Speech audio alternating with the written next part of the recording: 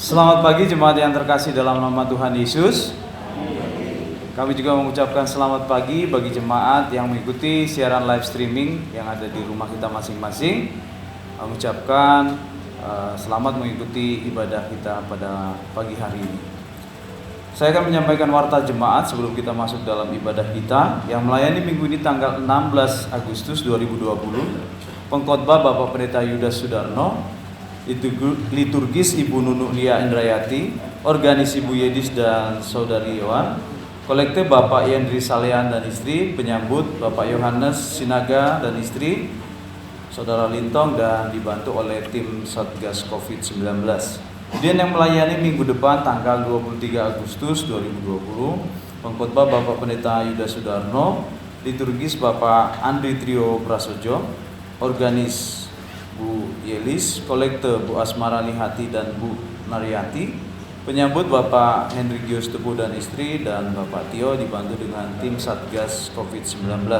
Kami mengucapkan selamat melayani bagi kita yang melayani minggu ini, juga persiapannya untuk minggu depan. Dan bagi jemaat yang belum pernah mendapatkan giliran mengikuti kebaktian, diharapkan dapat menghubungi pengurus jemaat atau koordinator wilayah di mana tempat tinggalnya, agar bisa didata atau mendapat undangan untuk hadir di dalam kebaktian.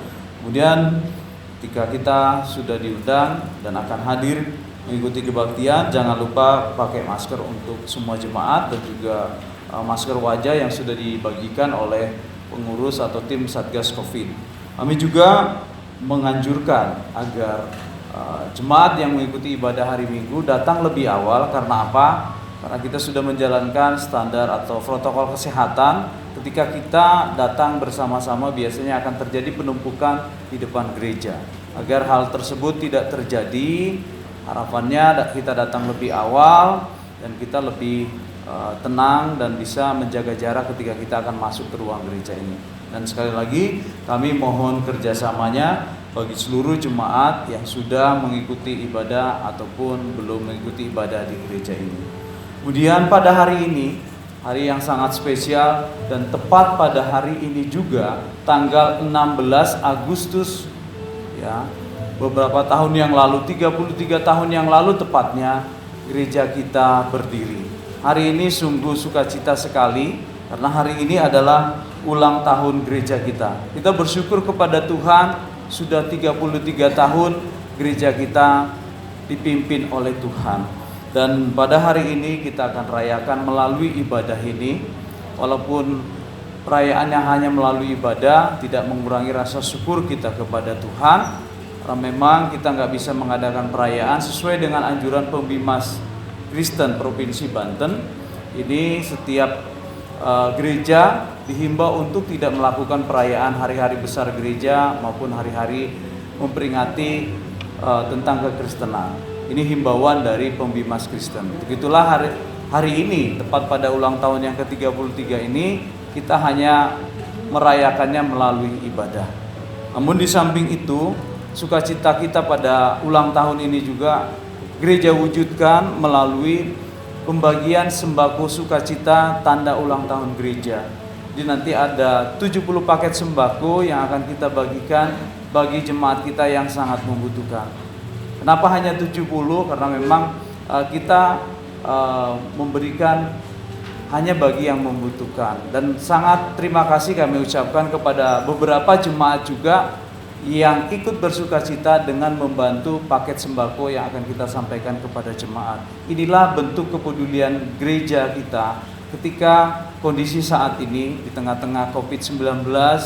Kita tahu semua pertumbuhan ekonomi negara kita juga minus atau kurang, dan situasi kondisi kita juga tahu banyak saudara-saudara kita yang mengalami dampak dari COVID ini. Untuk itulah gereja hadir di tengah-tengah jemaat yang sangat membutuhkan dan berakibat dampak dari COVID-19 ini. Agar kiranya paket sukacita yang akan dibagikan nanti boleh juga membawa sukacita bagi jemaat yang sangat membutuhkan. Kemudian yang tidak terdapat di warta ini, kita sudah melakukan siaran live streaming mulai ibadah dihimbau untuk tidak dilakukan di dalam gereja. Jemaat tidak boleh hadir di ruang gereja. Nah, gereja akan berencana mulai pertengahan September nanti kita tidak akan mengadakan live streaming lagi karena kita sudah mengadakan ibadah tatap muka walaupun kapasitasnya masih dibatasi. Tetapi nanti ini akan bertahap, kita akan tingkatkan agar kapasitasnya benar-benar bisa sesuai dengan anjuran pemerintah. Nah, untuk itu kami anggap siaran live streaming nanti sudah tidak diperlukan lagi. Rencananya siaran live streaming akan kita hentikan pada pertengahan bulan September. Tetapi siaran tunda atau rekamannya tetap kita adakan bagi jemaat yang mungkin tidak bisa hadir atau tidak mendapat undangan ketika ibadah hari Minggu kita laksanakan. Diharap ini juga menjadi perhatian kita ketika nanti pertengahan September siaran live streaming ditiadakan agar jemaat sekalian bisa memakluminya. Dan nanti akan selanjutnya di warta-warta berikutnya akan kita sampaikan tentang hal ini. Kemudian satu lagi yang tidak terdapat di warta ini, berita duka cita telah dipanggil Tuhan menghadap kehadiratnya Ibu Anita Vera Boru Sitorus, istri dari Bapak Simpson Siregar yang dulu pernah bertugas di Rudal. Ini dulu jemaat kita, walaupun mereka sudah tidak bersama kita, berita duka tersebut masuk kepada kita dan kita sampaikan karena kami yakin keluarga ini masih dekat dengan kita dan banyak jemaat yang mungkin mengetahui akan keberadaan dari Bapak Simpson Siregar. Jadi sekali lagi berita duka ini kami sampaikan, telah dipanggil Tuhan Ibu Anita Boru Sitorus, istri dari Bapak Simpson Siregar, dan rencananya akan dimakamkan hari ini di Siantar, di Pematang Siantar, Sumatera Utara. Demikian kita atas nama gereja dan seluruh jemaat mengucapkan duka cita yang mendalam bagi keluarga Bapak Simpson Siregar. Dan Bapak Ibu sekalian, kita bisa lihat di warta berikutnya berita persembahan minggu yang lalu tanggal 9 Agustus 2020, kantong 1 untuk kas gereja, kantong 2 untuk Natal, dan kantong 3 untuk pembangunan ruang sekolah minggu. Dan ada persembahan syukur di sana tercatat dengan baik dan nanti bisa dikoreksi apabila ada kesalahan penulisan nama dan juga nominal rupiah yang dipersembahkan. Kami sangat mengucapkan terima kasih bagi jemaat yang sudah memberikan ucapan syukur untuk persembahan Natal dan juga untuk pembangunan ruang sekolah minggu. Dan kita juga masih membuka kesempatan bagi kita yang ingin memberikan persembahan Bikura. Di sana juga ada tercatat beberapa persembahan Bikura. Dan sekali lagi persembahan Bikura ini kita buka sampai nanti bulan Desember. Jadi kerinduan jemaat untuk memberikan persembahan Bikura tetap kita buka sampai nanti bulan Desember. Demikian Bapak Ibu sekalian warta jemaat yang boleh kami sampaikan. Kami ucapkan selamat berbakti.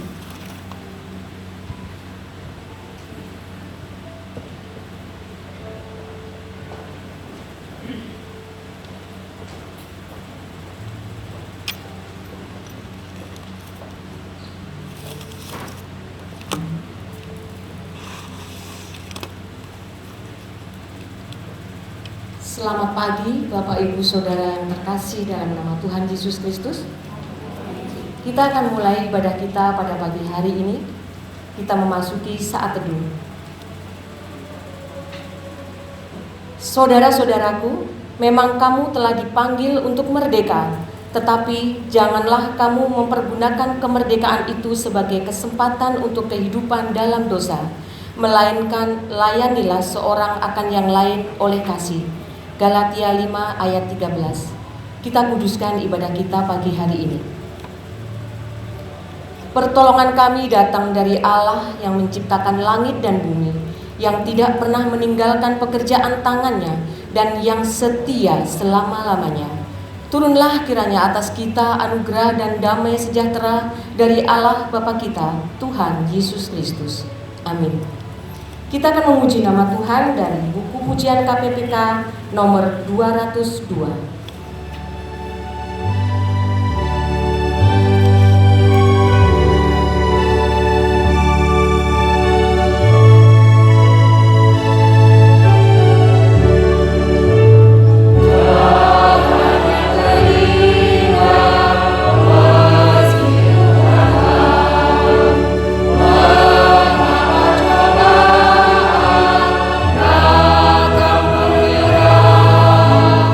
Yeah.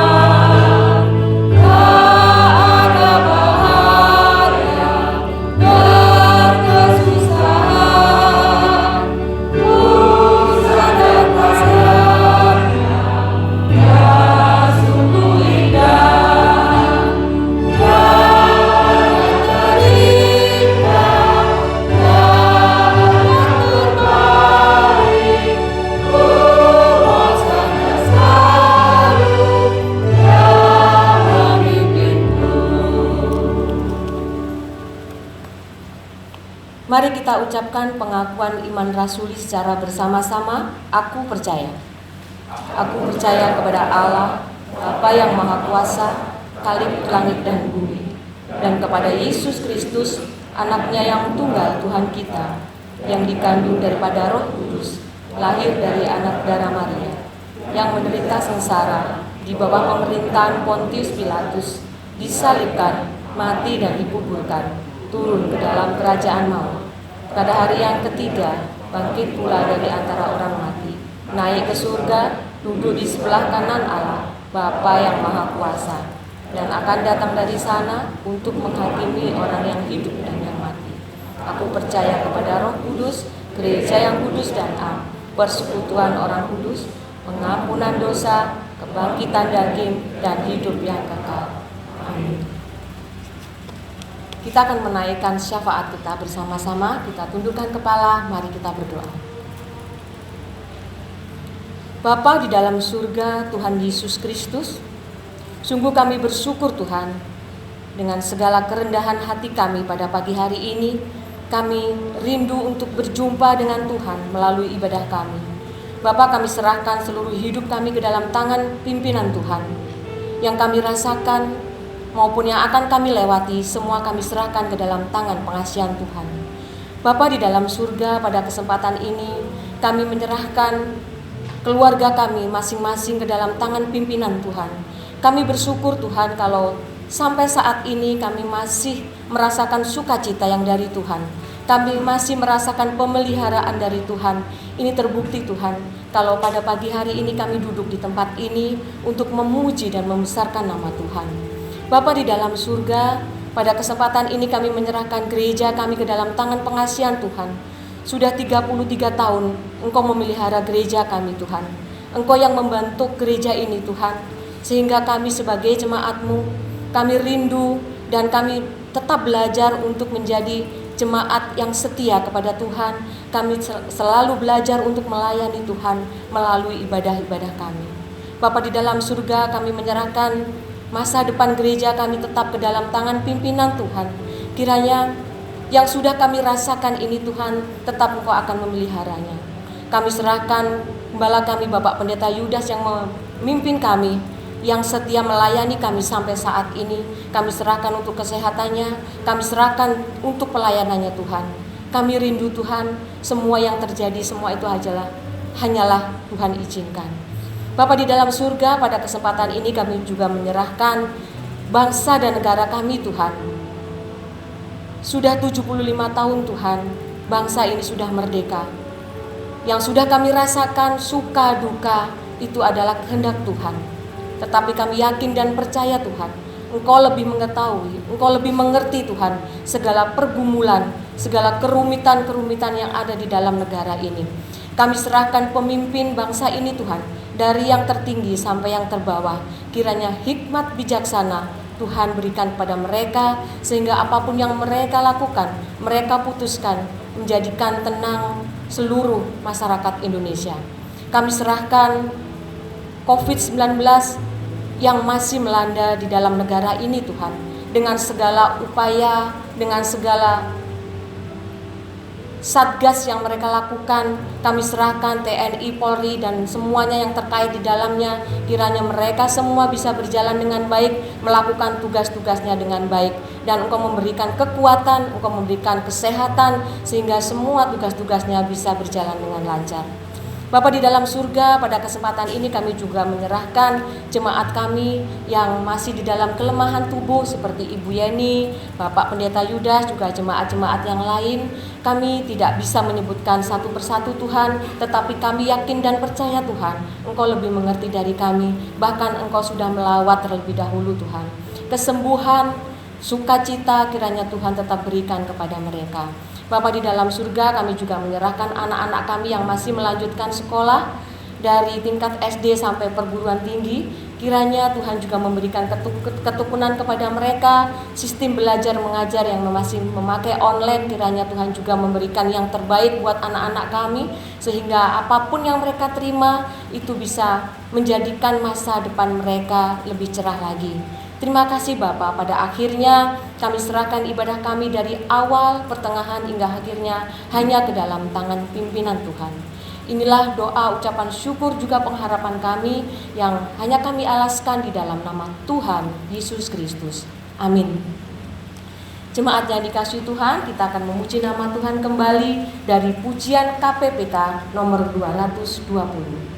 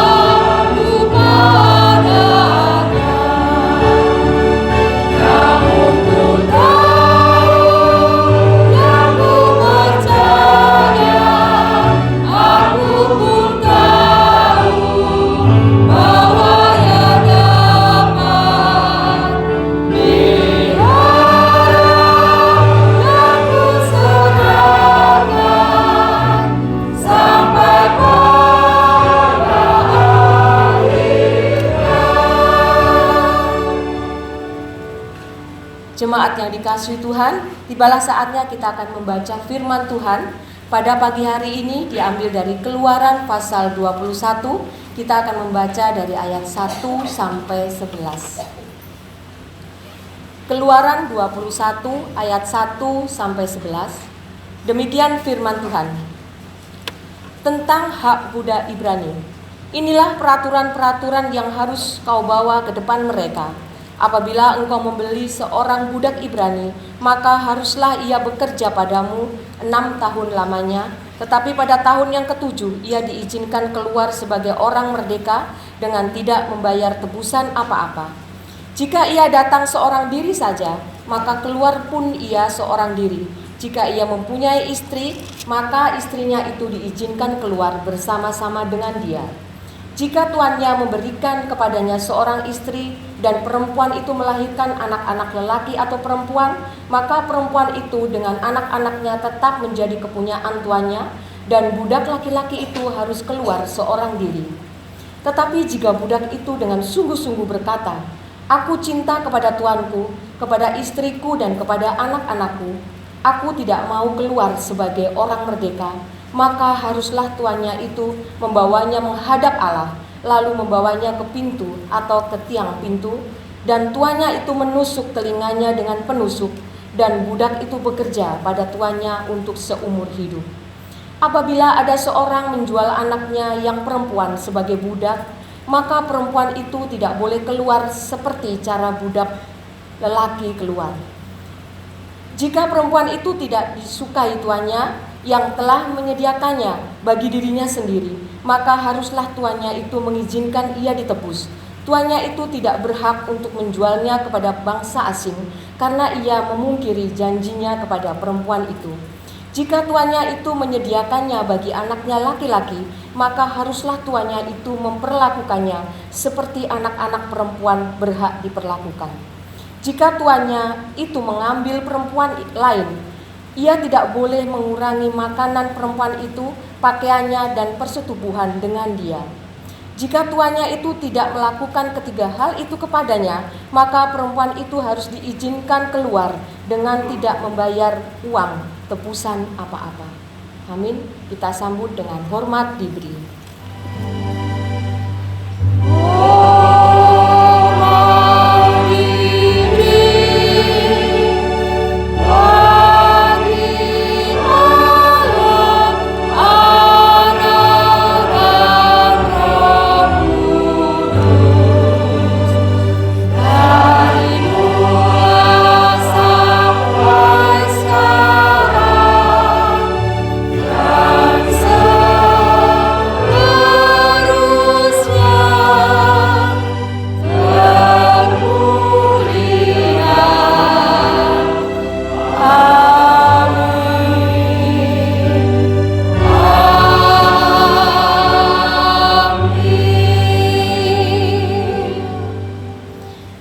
Kita akan mendengarkan firman Tuhan yang nanti akan disampaikan oleh Bapak Pendeta Yudas.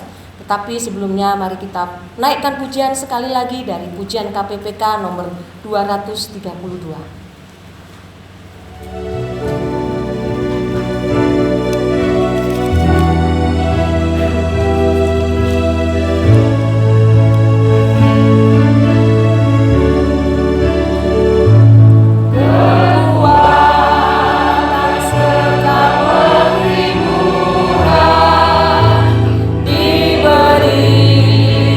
Tuhan padaku.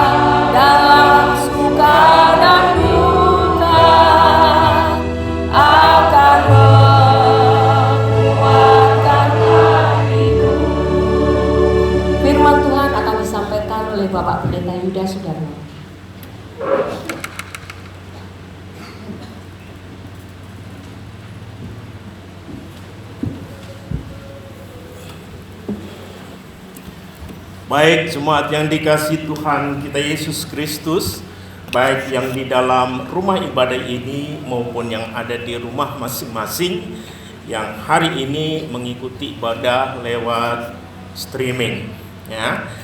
Kita akan belajar tentang budak hari ini, ya. Budak.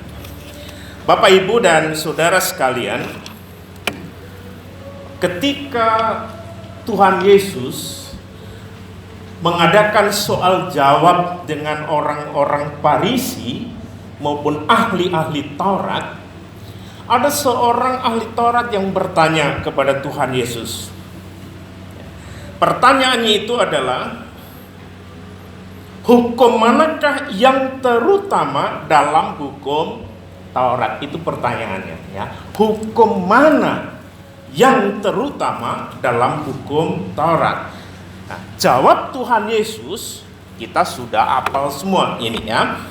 Tuhan Yesus menjawab, kasihilah Tuhan Allahmu dengan segenap hatimu, dengan segenap jiwamu, dan dengan segenap akal budimu. Itulah hukum yang terutama dan yang pertama. Dan hukum yang kedua yang sama dengan itu ialah kasihi sesamamu manusia seperti dirimu sendiri. Nah, tidak hanya itu, Tuhan Yesus mengatakan pada kedua hukum inilah tergantung seluruh hukum Taurat dan kitab para nabi. Artinya adalah bahwa hukum kasih ini bisa disebut sebagai ringkasan daripada hukum Taurat atau hukum 10 perkara. Jadi hukum 10 perkara kalau diringkas isinya adalah kasihi Tuhan Allahmu dan kasihi sesamamu manusia. Kemudian hari ini kita belajar ke kasih kepada sesama. Kasih kepada sesama ini masih bisa dibagi lagi, ya. Dibagi lagi kalau kita lihat di dalam pasal 21 Keluaran mulai ayat 12 dan seterusnya, di sana dibicarakan, ya, ada hukum pidana, ada hukum perdata, ya, ada hukum sosial ekonomi, ada etika dan seterusnya. Itu bisa kita baca, ya. Pada hari ini kita akan belajar tentang hukum sosial dan ekonomi, ya, yaitu tentang perbudakan. Di sana disebutkan perbudakan orang-orang Ibrani. Saya jelaskan dulu Ibrani. Apa itu Ibrani? Ibrani itu mempunyai dua arti, ya. Ibrani bisa disebut bangsa Ibrani, ya. Nah, bangsa Israel seringkali disebut bangsa Ibrani. Yang pertama. Yang kedua, Ibrani itu bisa berarti bahasa. Itu bahasa Ibrani. Nah, orang Yahudi mempunyai bahasa yang mempersatukan mereka. Bahasa itu adalah bahasa Ibrani. Kalau kita ini bahasa yang mempersatukan bahasa apa? Indonesia. Nah, itu orang Yahudi dipersatukan dengan satu bahasa yang disebut dengan bahasa Ibrani. Itulah sebabnya orang Yahudi juga disebut orang Ibrani. Karena apa? Mereka berbahasa Ibrani. Ya, seperti orang dari Sumatera Utara kebanyakan disebut orang Batak karena bahasanya bahasa Batak, begitu, ya, dan seterusnya dan seterusnya. Itulah kata Ibrani. Kemudian Tuhan membuat aturan-aturan tentang perbudakan, tapi di sini disebutkan khusus, ya, khusus perbudakan terhadap orang Ibrani oleh orang Ibrani. Jadi satu ini. Jadi bukan perbudakan umumnya. Kalau perbudakan umum itu macam-macam, ya. jadi budak karena perang dan seterusnya. Tapi di sini dibicarakan adalah perbudakan khusus. Saya ulangi, khusus oleh orang Ibrani terhadap orang Ibrani itu sendiri.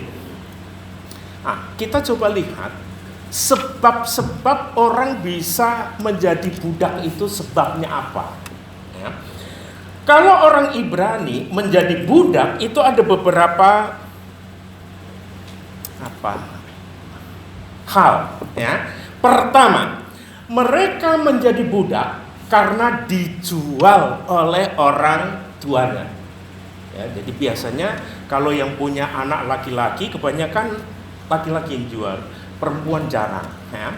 Saking kemiskinannya keluarga itu, maka seringkali satu anaknya dikorbankan, dijual menjadi budak. Itu apa? Sebab pertama, sengaja dijual oleh orang tuanya. Yang kedua, mereka bisa dijadikan budak karena apa? Mencuri dan tertangkap. Ya, kalau di dalam kitab Filemon yang tertangkap pencuri siapa? Onesimus. Itu contohnya. Ya, mereka bisa menjadi budak karena mencuri. Itu yang kedua. Yang ketiga, mereka menjadi budak karena hutang dan tidak bisa membayar. Ya, aku hutang nggak bisa bayar, akhirnya udahlah aku menyerahkan diri menjadi budak. Gitu ya. Yang namanya budak itu kerja tanpa digaji loh ya. Beda dengan apa? Sekarang istilahnya apa? ART itu beda. Ini budak itu kerja tanpa digaji.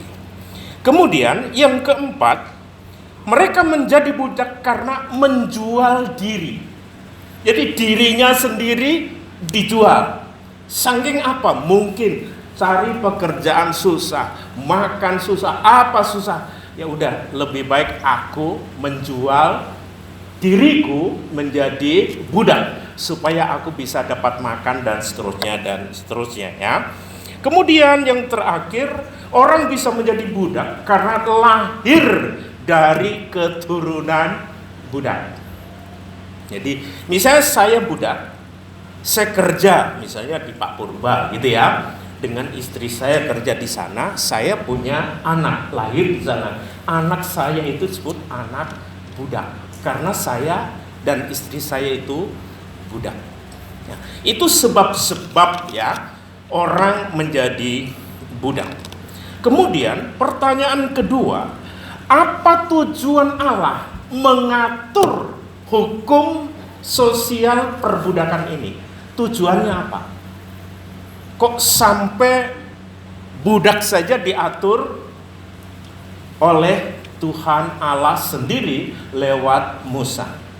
Ada beberapa jawaban. Jawaban yang pertama adalah Tuhan mengatur hukum perbudakan ini supaya ya, di antara orang Ibrani bisa ada peri kemanusiaan. Ya. Atau memperlakukan manusia sesamanya itu manusiawi. Karena apa? Jangan sampai terpengaruh oleh aturan atau oleh adat istiadat Yunani purba. Orang Yunani purba itu mempunyai satu kebiasaan, satu adat, ya, yaitu yang disebut, mereka mengatakan, yang disebut manusia adalah orang yang berwarga negara. Itu baru bisa disebut manusia. Tapi kalau budak itu nggak bisa disebut manusia. Ini undang-undang Yunani purba loh ya, bukan Pak Purba loh ya. Yunani purba itu punya aturan. Kamu bisa disebut manusia baru kalau kamu menjadi anggota resmi satu negara dan bukan menjadi budak. Kalau orang itu menjadi budak, tidak bisa disebut sebagai manusia, tetapi sebagai benda atau harta. Berarti posisi budak waktu itu sangat rendah sekali kalau dilihat dari kebudayaan Yunani purba. Itulah sebabnya Tuhan akhirnya memberi hukum ini kepada orang Ibrani, jangan ikut-ikut itu. Ya.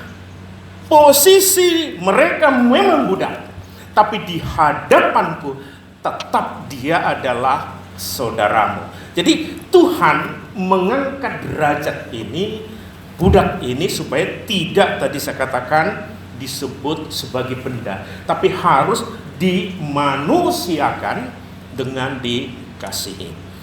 Itu tujuan Allah yang pertama. Tujuan yang kedua, peraturan budak ini dibuat oleh Tuhan sendiri lewat Musa supaya tidak terjadi kekejian atau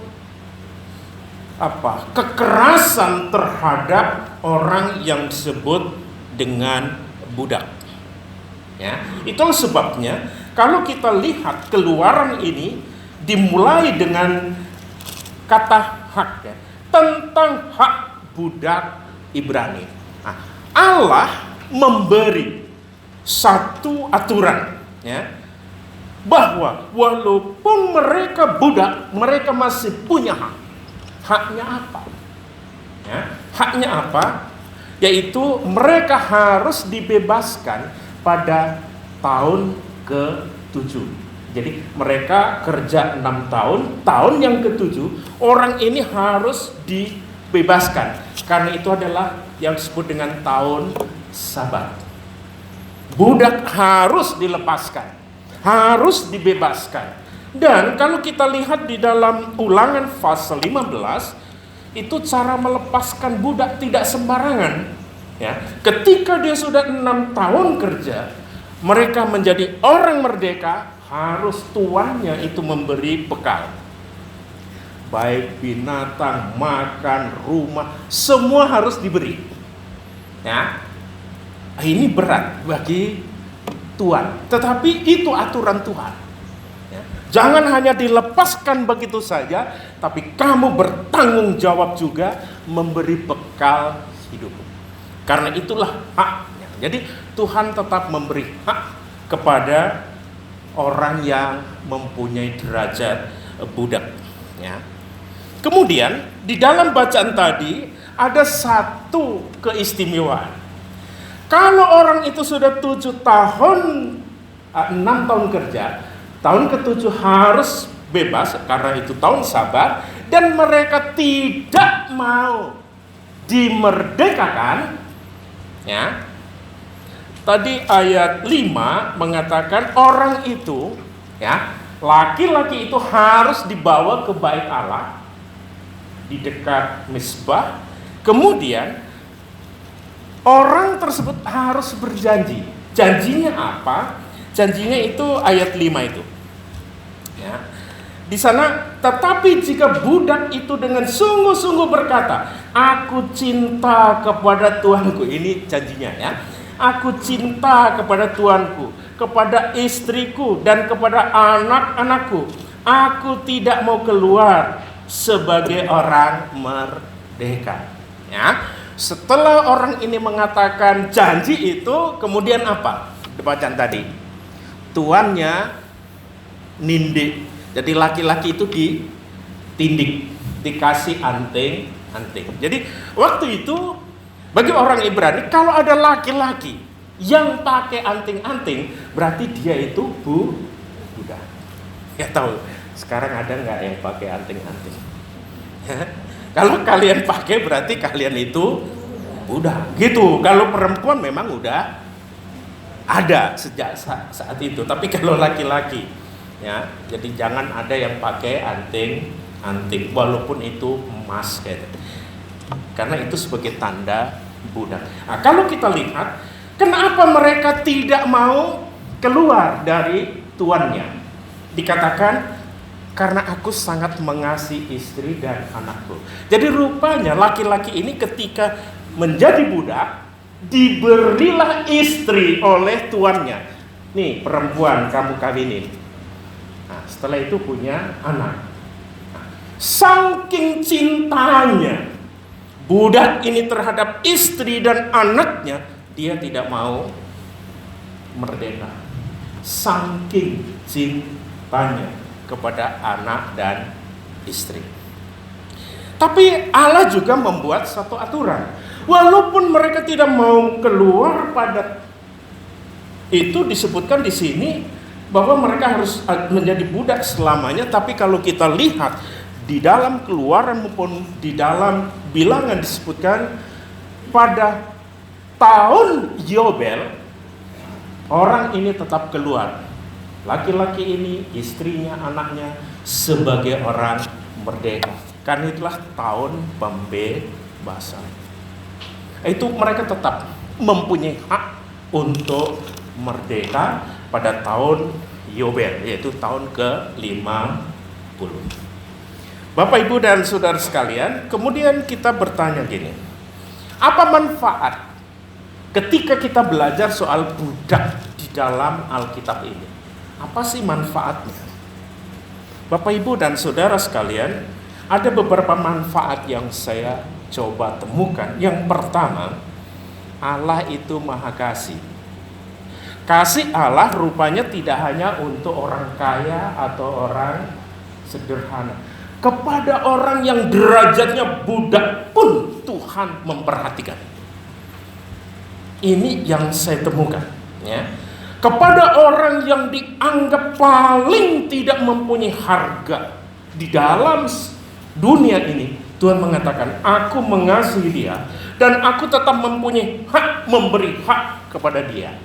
Itu berarti kita bersyukur bahwa kita juga diperhatikan oleh Tuhan. Itu yang pertama yang saya temukan di dalam pelajaran soal budak. Yang kedua, ya, penderitaan atau kemiskinan akan berubah manakala kita bisa saling mengasihi. Tadi saya katakan bahwa budak kalau merdeka harus diberi modal. Dan itulah kalau kita lihat bagaimana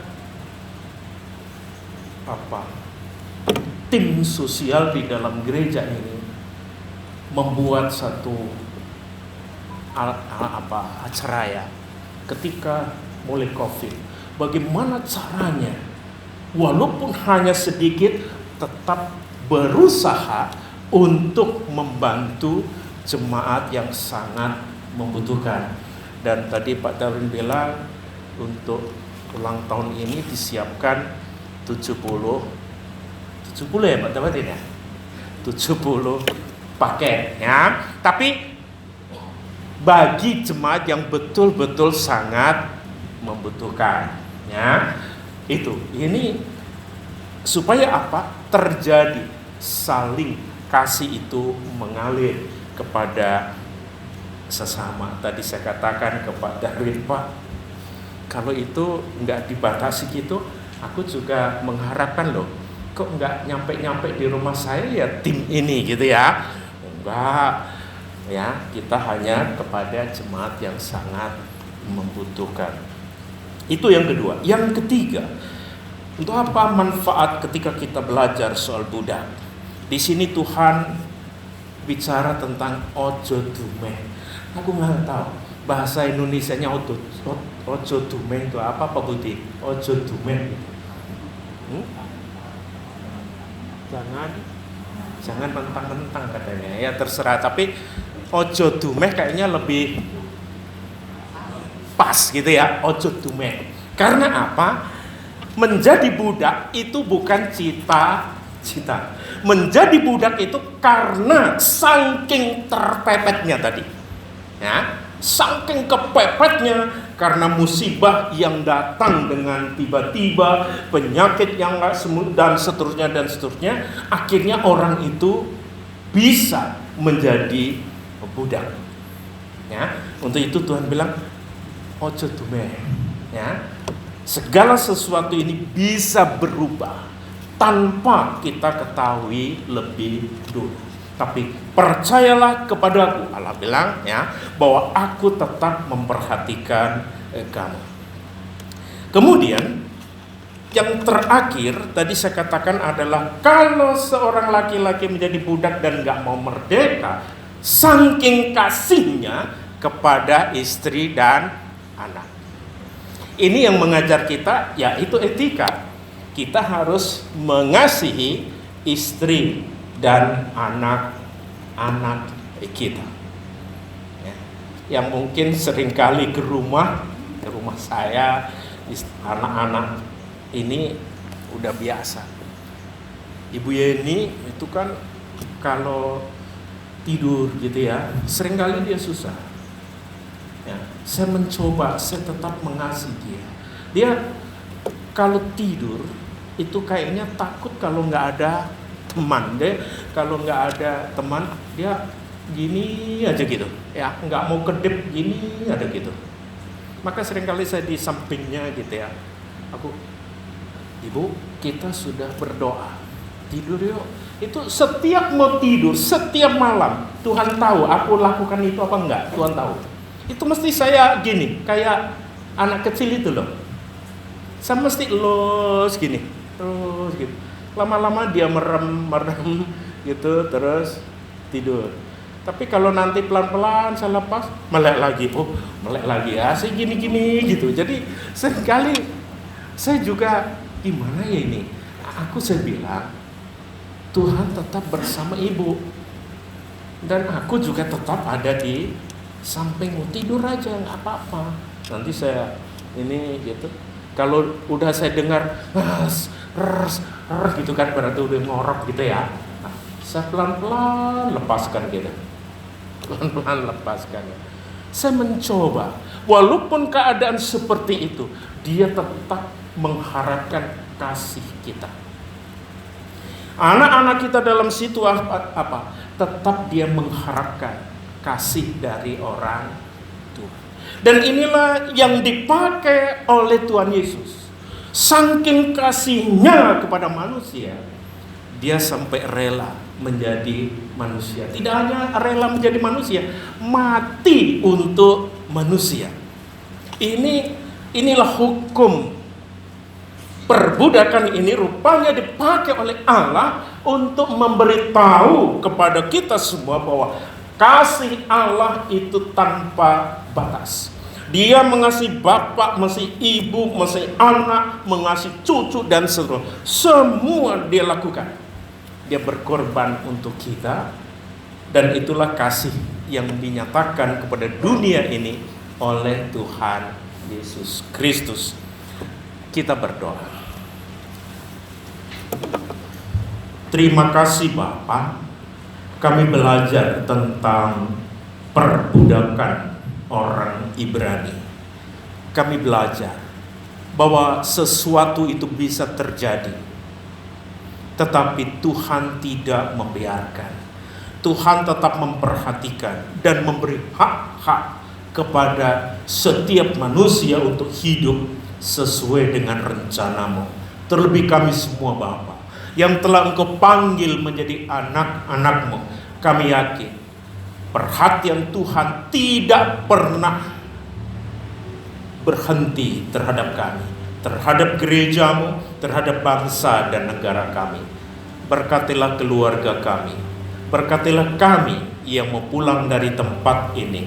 Kami tetap membawa kasih Tuhan pulang, karena kasih itulah yang akan terus menggoncangkan surga dan akhirnya berkat Tuhan itu tercurah untuk kami. Terima kasih Tuhan Yesus. Amin.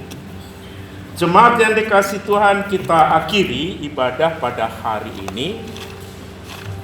Kita angkat satu pujian terakhir ya, 322.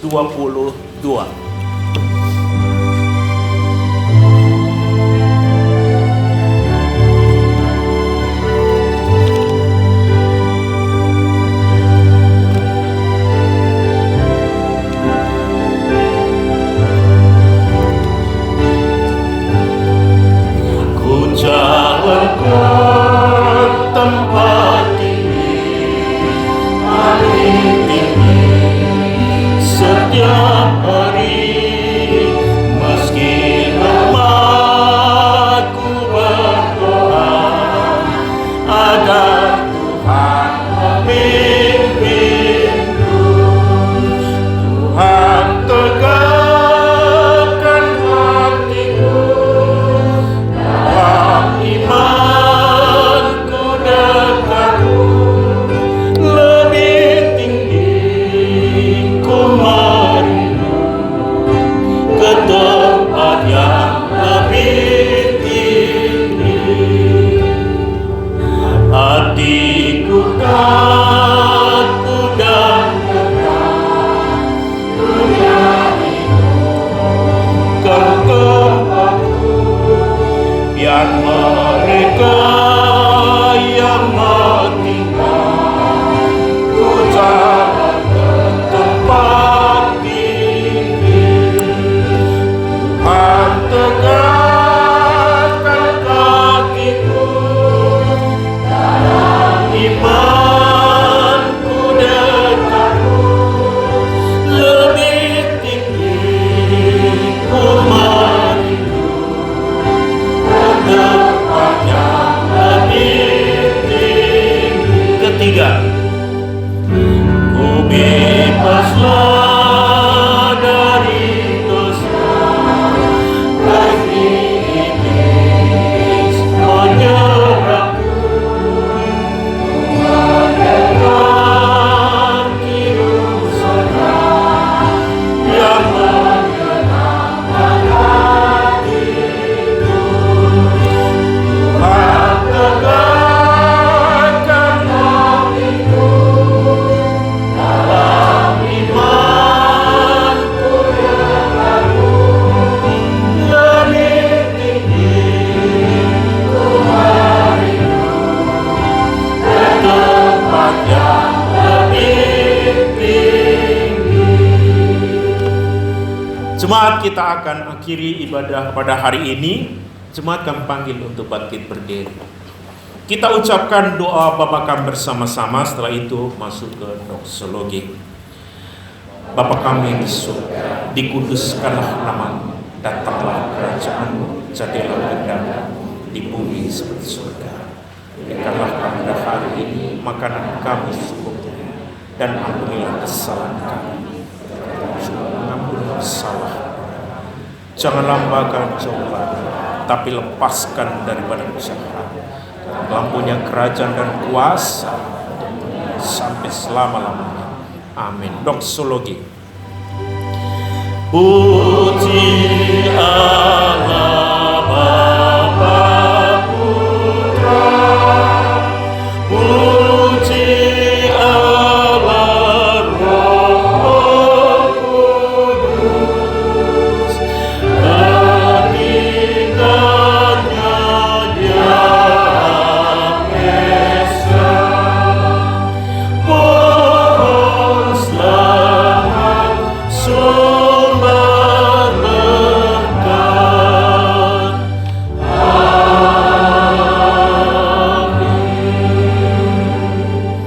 Jemaat, kita mempercayai sabda Tuhan bahwa Tuhan tetap memelihara dan memperhatikan kita, juga keluarga kita. Mari kita pulang dan mohon berkat-Nya. Anugerah Tuhan kita Yesus Kristus, kasih Allah Bapa, persekutuan di dalam Roh Kudus menyertai kita semua pada pagi ini kekal selama-lamanya. Amin.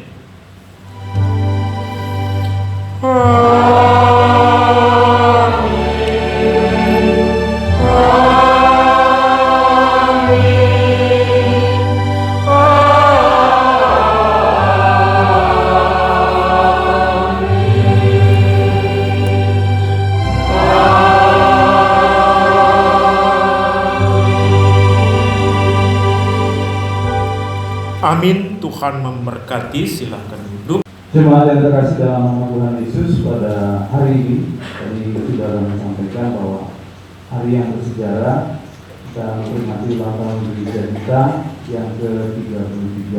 Lalu tadi di waktu jemaat kami juga menyampaikan tanda sukacita kita gereja mencoba berkomunikasi kepada jemaat yang membagikan tulisan kita kepada jemaat yang sangat membutuhkan. Semata-mata kita lakukan sebagai bentuk pujian gereja kepada jemaatnya. Namun pada kesempatan kali ini juga dari fokus gereja khususnya sosial dan menyampaikan sesuatu tanda kasih kepada orang yang kita kasih. Apa dan bagaimana dan apa yang akan disampaikan, waktu dan tempat kami berikan kepada Bapak Yohanes Sinada.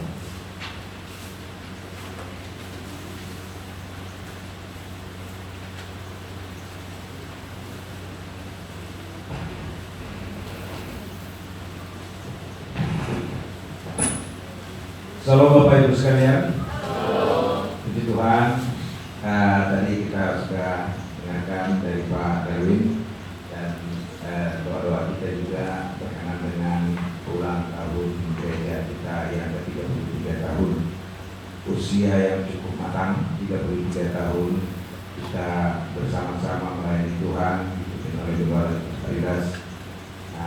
Saya dari C Sosial bersertakan semua jemaat untuk memberikan sedikit apresiasi kepada Bapak kita yang sudah dengan setia melayani kita, mendoakan kita, serta membimbing kita sampai saat ini 33 tahun. Harapan dan doa kita agar Pak Yudas berikut keluarganya diberikan kekuatan dalam setiap pergumulannya, diberikan kesehatan agar dia dapat membimbing kita lebih lama lagi. Saya akan memberikan sedikit apresiasi berupa plakat ucapan terima kasih dari jemaat dan pengurus gereja di Kawi Citaraya. Untuk itu saya mohon Bapak Parjo untuk hadir ke depan. Bapak Parjo ada? Oh, silakan Pak. Kemudian Pak Jeko Ridama ada? Pak Jeko Ridama, silakan Pak. Kemudian Pak Purba. Pak Purba. Ketiga bapak-bapak ini adalah mewakili kita sebagai jemaat. Mereka ini adalah tua-tua kita di gereja dan mereka yang akan memberikan ini kepada Pak Yudas sebagai gembala kita.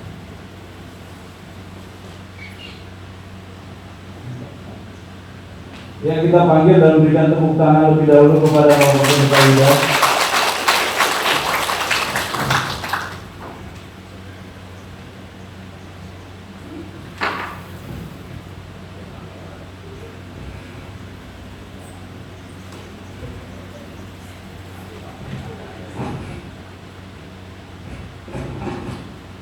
Ya, kita berikan tepuk tangan sekali lagi.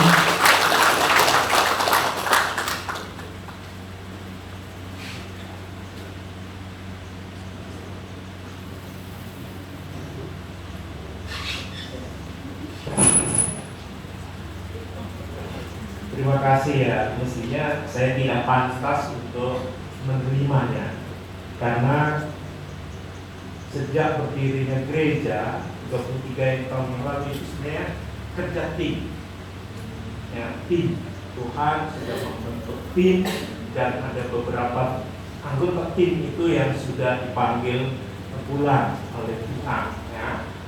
Dan tim yang paling masih bertahan sampai sekarang ya, itu adalah diantaranya Pak Purba ini betul-betul sesuai namanya Purba ya. Pak itu juga Pak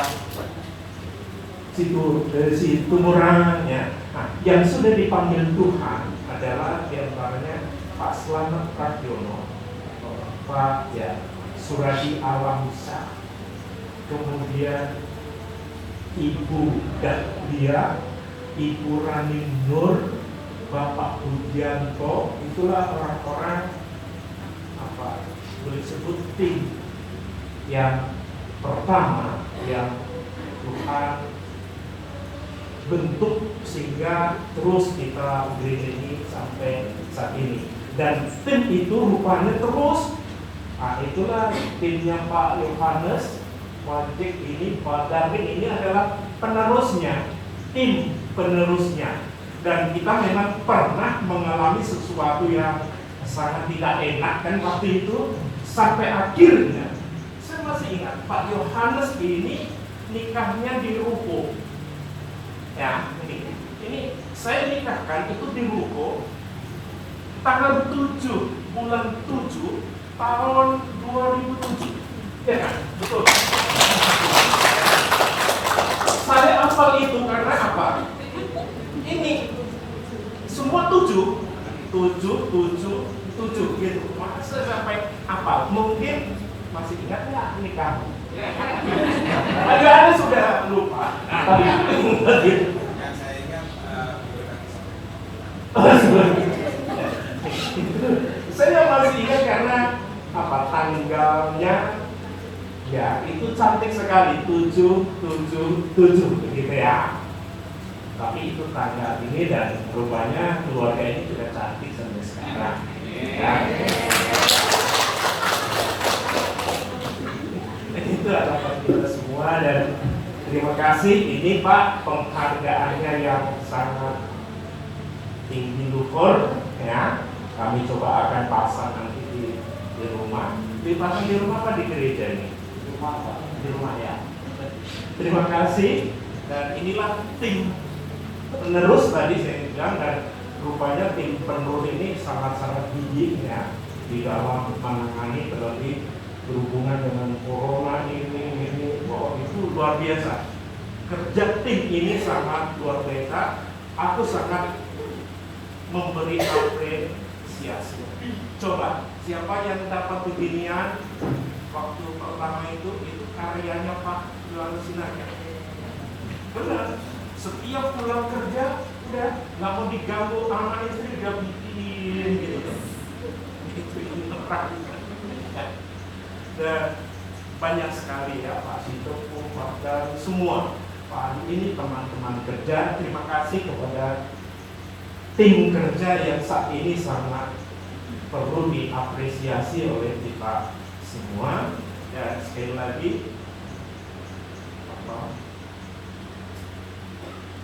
bingkisan ulang tahun tidak dibagi di gereja, tapi nanti tim ini akan ke rumah kedua ya. Jadi yang datang hari ini ya hanya kita bisa saling mengucapkan selamat, tetapi aturan COVID kita belum boleh salam, itu masalah. Walaupun kita supaya rindu kayaknya salaman, tapi kita belum boleh salaman. Kecuali di rumah ya salaman dengan suami istri silakan. Ya, tapi kalau di sini karena acara COVID, ya kita ikuti itu, biarlah ini penyakit ini cepat berlalu kan. Dan menurut rencana kan Januari ya. Januari itu sudah nanti semua disuntik anti COVID mulai Januari. Ya, tapi kita disuntik kapan kita nggak mengerti ya.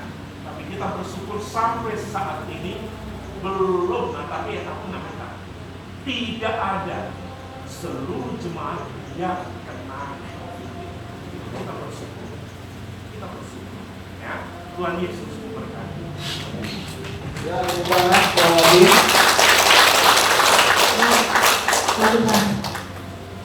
Demikianlah acara pemberian plakat sebagai tanda kesetiaan Bapak Pendeta melayani melalui gerejanya dari pengurus dan juga jemaat sekalian. Demikian Bapak Ibu sekalian yang boleh kami sampaikan. Kami ucapkan selamat hari Minggu dan kita pulang ke rumah kita masing-masing.